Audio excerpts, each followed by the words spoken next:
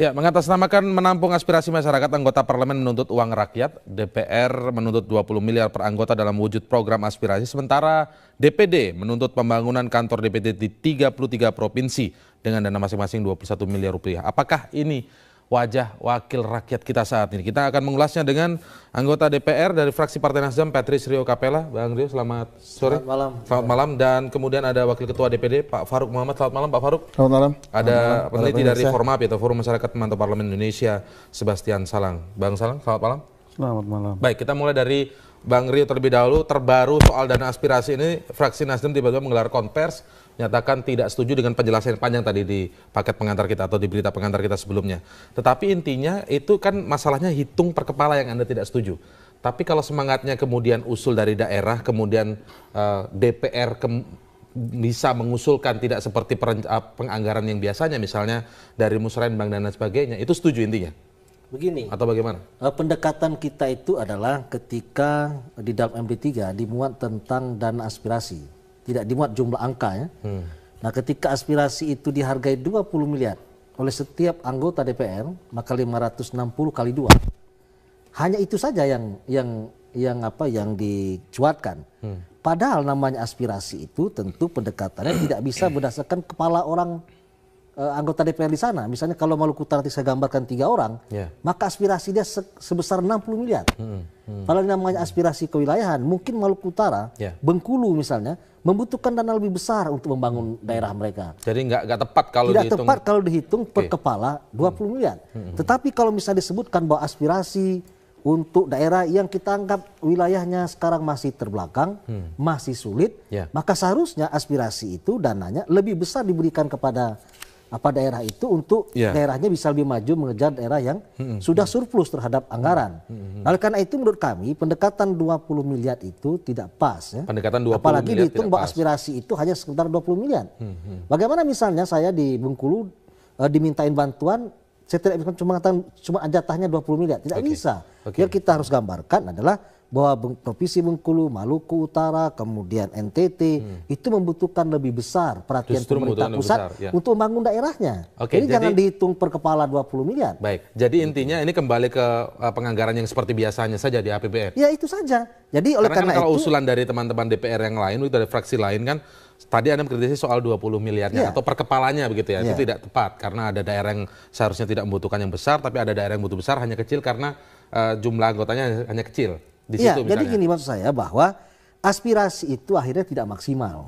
Ya, daerah yang membutuhkan anggaran lebih besar untuk diperhatikan oleh pemerintah pusat karena minimnya mereka mendapatkan kucuran dari dana pusat, ternyata mendapatkan sedikit perhatian. Malah kita memberikan jumlah yang lebih besar kepada daerah yang sudah maju.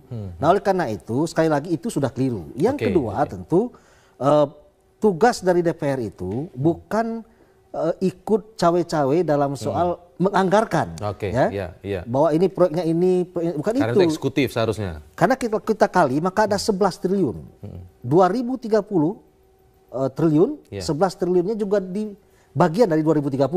Itu juga mesti diawasi oleh DPR. Bagaimana DPR bisa mengawasi 11 triliun yang mereka bawa sendiri? Kalau itu punyanya dia sendiri begitu ya. Itu jadi mengawasi uang sendiri. Mengawasi uang sendiri. Itu pun sudah 2 kali menurut saya pendekatannya tidak pas ya. Oleh karena itu seharusnya DPR itu mengawasi 2030 triliun.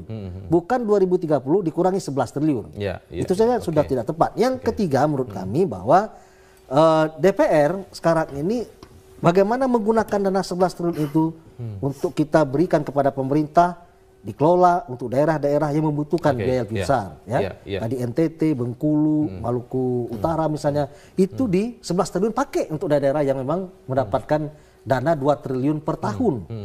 Kayak Bengkulu itu 2 triliun per tahun. Jadi kalau 11 triliun Pak, itu bisa membangun Bengkulu 6 tahun. Jadi intinya kembali saja ke penganggaran yang biasanya, APBN biasa saja begitu ya, punya mengawasi. Bagaimana kalau Salang? Karena kalau kita lihat kan ketika kita juga mengangkat topik ini, salah satu alasan yang disampaikan adalah bahwa ini sebenarnya adalah program usulan, bukan mengelola dana, yang disampaikan juga oleh Wakil Ketua DPR Taufik Kurniawan begitu. Kalau menurut Anda apa yang lebih besar dari permasalahan soal jika dana aspirasi atau yang mereka menolak disebut dana aspirasi, tapi UP2DP begitu, usulan program pembangunan daerah pemilihan, itu jadi goal? Apa yang lebih besar yang harus dikhawatirkan? Ya, jadi yang pertama yang perlu diingat itu frame berpikir tentang sistem anggaran kita itu adalah membangun Indonesia. Ya. Jadi cara berpikirnya adalah Indonesia secara nasional.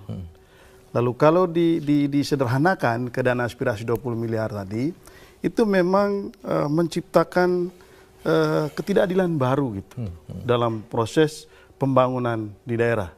Dan itu dibuat oleh DPR sendiri dengan sistem dana aspirasi, itu yang pertama. Yang kedua, ini konstruksi berpikirnya itu sudah keliru menurut saya. Ya, kalau ini dana aspirasi itu dialokasikan kepada anggota DPR, meskipun nanti dana itu dititipkan di pemerintah daerah, tetapi ini sudah bisa mengacaukan sistem perencanaan pembangunan kita. Jadi seolah-olah ada rencana pembangunan yang di luar dari perencanaan yang dibuat secara nasional, baik di tingkat lokal maupun di tingkat nasional. Itu. Yang ketiga, ini mengacaukan pola pengelolaan anggaran. Lalu kemudian kacaunya di mana kira-kira maksudnya? Pola pengelolaan anggarannya nanti ada 20 miliar yang diberikan otoritas kepada anggota DPR, lalu kemudian mekanisme teknisnya tetap pada pemerintah. Lalu pertanyaan yang kemudian, siapa yang bertanggung jawab atas uang ini? Atas uang ini. Kalau terjadi apa-apa, pemerintah daerah bilang itu uangnya DPR.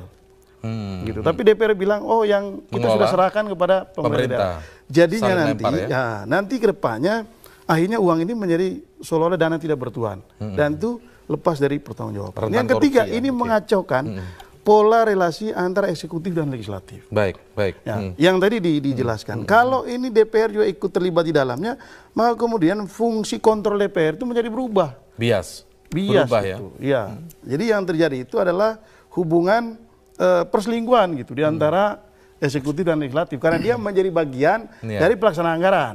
DPR tentu saja punya argumentasi yang banyak soal ini, bahwa bukan kami yang mendekatkan, bukan kami yang menggunakan anggaran, tapi otoritas untuk mengalokasikan anggaran itu ada di DPR. Nah ini cara berpikir yang menurut saya harus dikembalikan gitu. Baik. Salah satu yang dikritisi juga ketika dalam parlemen ada usulan atau minta dana aspirasi terutama dari DPR, ternyata DPD juga disorot ketika membangun kantor-kantor baru di sejumlah provinsi atau di seluruh provinsi di Indonesia. Kita akan mengulasnya lagi nanti, tetaplah bersama kami di Prime Time News.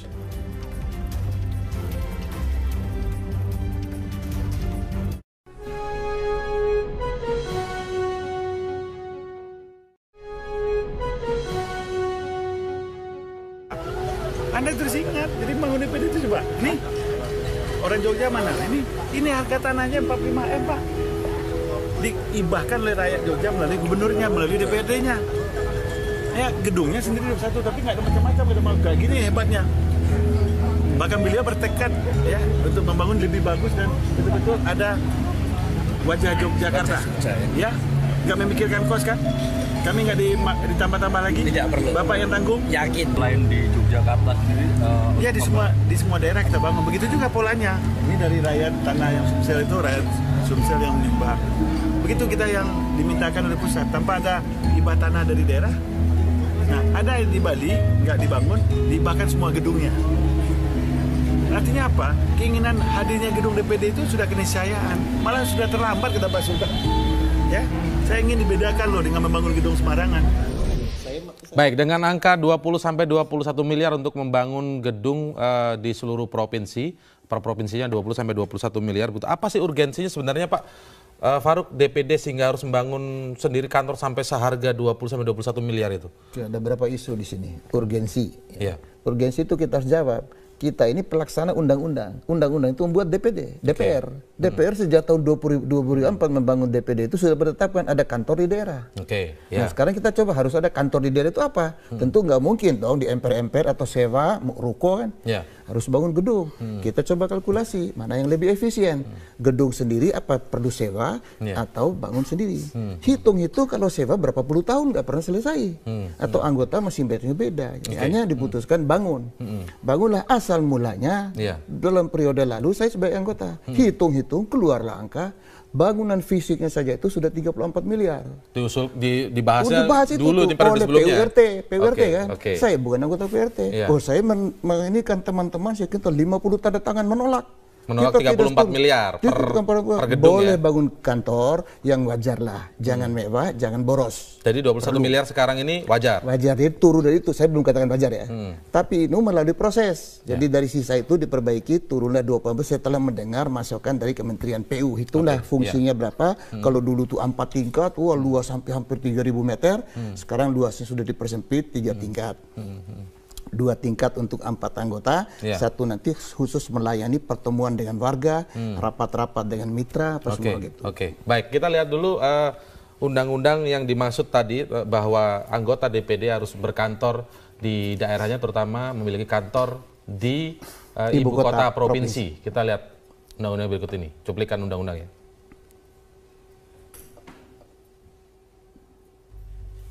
Ya, pada Undang-Undang nomor 17 tahun 2014 ini sebenarnya tentang MD3, di bab 4 nanti tentang DPD, terutama di pasal 252 ayat 4.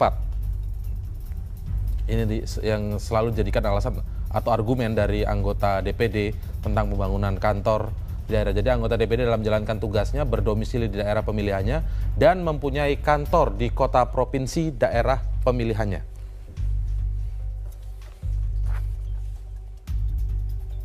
Jadi karena sudah ada di undang-undang, ini menurut Anda bisa dibenarkan atau masih bisa dikritisi juga kalau Bang Salang sendiri melihatnya seperti apa soal kantor DPD? Jadi ini sama nih DPD dan DPR. Sama. Jadi proses soal perjuangan untuk memasukkan dana aspirasi dalam undang-undang itu sudah lama sekali. Oke.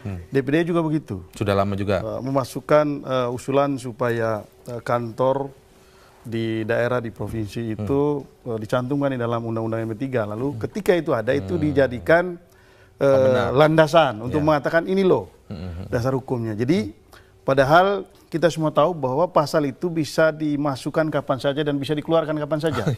Padahal oleh yang membuat. Nah, padahal begini. Padahal begini. Saya ikuti betul proses sampai pada sekretariat atau kantor di daerah di DPD ini.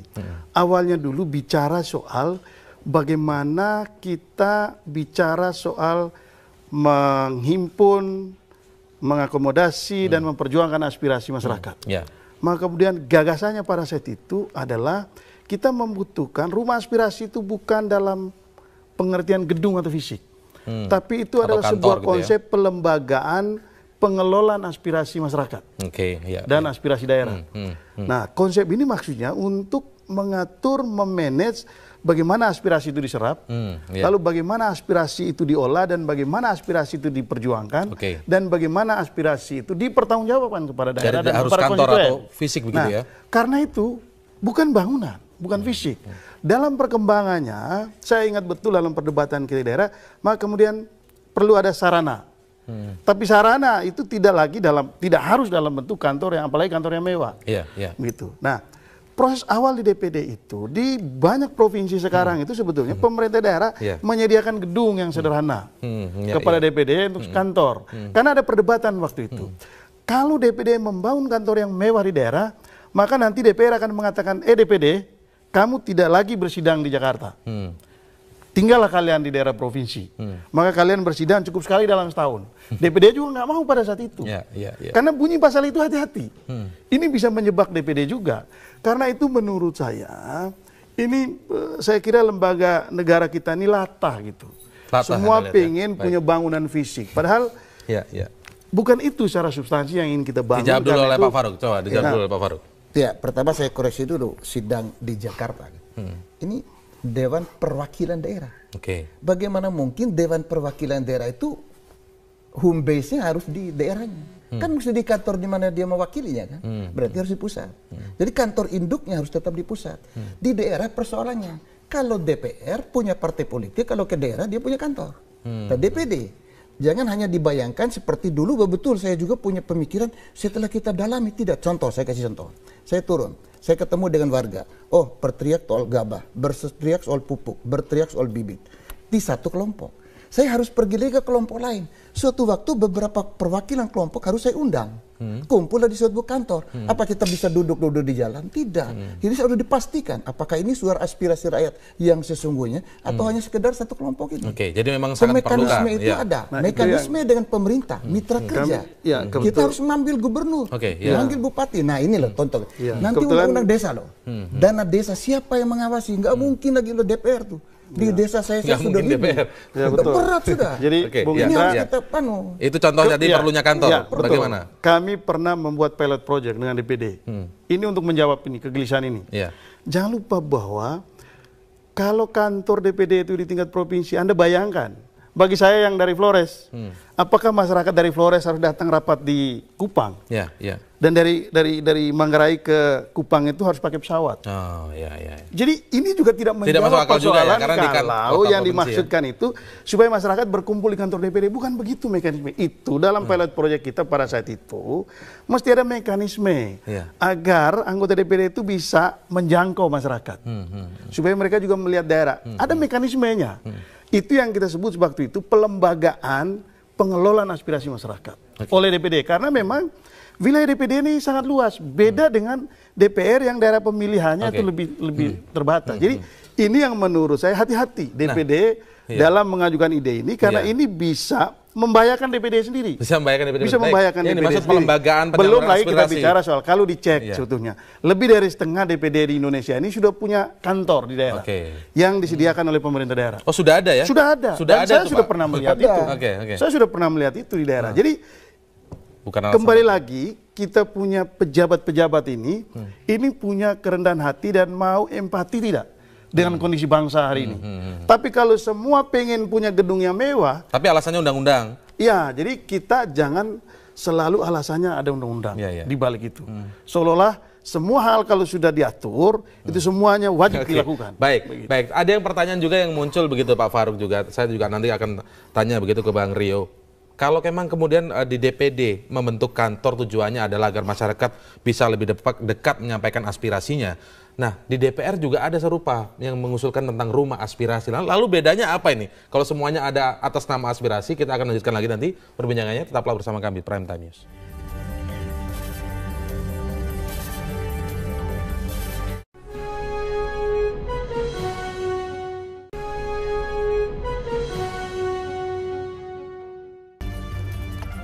Ya, jika memang akan terus berjalan programnya, maka DPD atau Dewan Perwakilan Daerah akan mempunyai kantor di setiap provinsi dengan pembangunan masing-masing provinsi. Setiap provinsi itu 20-21 miliar rupiah. Nah, ini kemudian dikhawatirkan akan bisa tumpang tindih dengan rumah aspirasi yang juga diusulkan oleh anggota DPR. Saya ingin tanya ke Bang Rio terlebih dahulu. Rumah aspirasi ini sebenarnya berjalan tidak sih? Ya begini, saya agak bingung kalau aspirasi itu dikasih rumah ya. Jadi aspirasi itu nggak perlu ada rumah-rumahnya. Dia melalui pikiran, melalui gagasan, email, kontak by pun, surat menyurat, semua bisa melewati itu tanpa jadi harus Nasdem juga menolak soal rumah aspirasi. Karena nggak ada jaminan juga bahwa rumah aspirasi itu kalau ada, kemudian orang datang rame-rame ke sana mencari kita, nggak juga. Itu banyak rumah-rumah aspirasi di daerah-daerah tutup juga. Atau bisa juga masyarakat datang tapi anggotanya tidak mau datang. Tidak mau datang. Atau aspirasi itu nggak diperjuangkan. Jadi kan sama saja. Sebenarnya kita jangan terjebak pada soal-soal seperti itu. Bahwa aspirasi itu tidak mesti orang datang, tapi kita yang menjemput. Kita yang keliling-keliling dan sebagainya. Kemudian kita punya perwakilan-perwakilan partai di tingkat desa, kecamatan itu bisa lewat SMS disampaikan aspirasinya. Seperti tadi saya menerima bupati dari daerah saya menyampaikan aspirasinya kepada saya. Tidak perlu ada rumah. Tidak perlu ada rumah kok. Ketemu di mana? Di rumah makan disampaikan ini begini, bawa kepala dinasnya. Kita ada punya masalah, kita mohon bantuan ini 1, 2, 3 dan sebagainya. Artinya kan aspirasi terus berjalan ya. Nah sekali lagi tadi berkaitan dengan 20 miliar itu. Wajar kalau kemudian daerah mengatakan seperti Papua 29 kabupaten kota hanya punya 10 anggota DPR dikasih 200 miliar. Sedangkan yang di Jakarta punya 23 kali 20. Maka wajar kalau misalnya di Jakarta dia mereka punya jembatan, nggak punya sungai, mereka punya sungai, nggak punya jembatan. Nggak ada jembatannya. Iya kan? Mereka kesulitan cari jembatan. Jadi Jakarta bangun jembatan terus padahal nggak ada sungainya. Sungai nggak ada. Di Papua banyak sungai. jembatan nggak ada. Oke, nggak tepat berarti intinya sistemnya. Itu, ya? Jadi pendekatan pembangunan kita itu harusnya ada skema besarnya, kemudian kita sepakati nih, kita kumpulkan beberapa daerah yang memang membutuhkan biaya besar, di situ maka dana digelontorkan. Ya, jangan kemudian kita tidak pernah berhenti membangun infrastruktur. Tapi tetap melalui proses penganggaran seperti biasanya ya? Iya, seperti biasanya, bukan usulan baru yang sekarang diajukan oleh... Bukan, kemudian ada 560 anggota DPR, ketika turun reses maka menerima aspirasi macam-macam, maka itu kita bawa ke Jakarta dengan aspirasi macam-macam. Ada yang minta sumur bor, ada yang minta cangkul, ada yang... Tidak begitu maksudnya ya? Tidak begitu. Jadi harus pendekatannya itu bukan pendekatan datang pikir, datang akal ya. Jadi tiba-tiba slogan, slogan saya bangun besok. Datang ini minta misalnya Pak tolong bak mandi kita bikin, kan nggak begitu Pak. Jadi 11 triliun itu mesti diberikan kepada daerah-daerah yang memang memanfaatkan. Aspirasi juga namanya. Jadi tidak mesti aspirasi anggota berarti DPR. Yang sudah berjalan selama ini saja ya di APBN itu yang lebih tepat. Baik, kembali ke soal yang bangunan tadi, rumah aspirasi tidak dapat aspirasi tidak dirumahkan begitu ya, bukan dalam bentuk rumah. Tapi kalau mendengar penjelasan Pak Faruk tadi, kalau konteks DPD memang dari undang-undangnya harus berada di daerah, berkantor di daerah, kemudian berdomisili juga di daerah begitu, Bang Salang. Artinya tidak ada yang salah sebenarnya. Ya, dari sisi konsepnya itu belum tuntas di DPD. Karena saya ikuti betul proses sejak Ibu Siti jadi sekjen DPD pada saat itu. Jadi konsepnya itu belum tuntas. Sama seperti DPR juga. Sampai hari ini pasal tentang rumah aspirasi itu sudah lama di dalam Undang-Undang M3, tapi belum dilaksanakan. Karena apa? Karena konsep pengelolaan rumah aspirasi itu belum tuntas. Konsepnya juga belum tuntas. Iya, konsepnya belum tuntas. Nah, saya khawatir betul kalau nanti DPD juga sudah membangun gedung mewah ini, kantor-kantor ini di setiap daerah, belum tentu efektivitasnya juga bisa efektif. Kantor itu belum tentu bisa dilaksanakan secara efektif. Akhirnya kemudian biaya maintenance-nya menjadi sangat mahal. Lagi-lagi negara dibebani untuk ngurus yang kayak begitu-begitu. Padahal ada banyak sekali pekerjaan. Nah, dunia ini sudah berkembang begitu pesat. Ada begitu banyak cara untuk bisa, ada banyak cara dan teknologi sudah membantu itu untuk bisa memanage aspirasi itu agar bisa sampai ke Jakarta. Tinggal bagaimana sebuah sistem di DPD ini mengelola aspirasi itu lalu kemudian disalurkan. Dan ketika aspirasi itu sudah disalurkan dan diperjuangkan, dikembali lagi kepada masyarakat. Tapi kalau yang dicontohkan Pak Faruk tadi, misalnya ketika datang ke daerah saat reses, kemudian banyak kelompok yang bertemu, kan nggak bisa melalui gadget saja, nggak bisa melalui teknologi saja. Begini, jangan lupa rancangan anggaran reses itu sudah ditentukan. Sekali reses, seorang anggota itu mengadakan pertemuan di beberapa titik. Anggarannya setiap titik itu sekian. Jadi ada dana reses. Karena apa? Karena dasar pemikirannya DPD atau DPR itu ke daerah pemilihan bukan hanya di suatu tempat, dia harus move ke daerah-daerah. Dia yang bergerak. Karena itu titik-titik itu dibiayai, begitu. Meskipun masih kurang, tapi itulah dasar pemikirannya. Dia tidak. Dia yang bergerak menemui entitas-entitas itu. Anggota itulah yang nanti akan dijawab oleh Pak Faruk. Bagaimana dengan pertanyaan atau ide yang seperti disampaikan tadi oleh Bang Salang? Kita akan melanjutkannya. Tetaplah bersama kami di Prime Time News.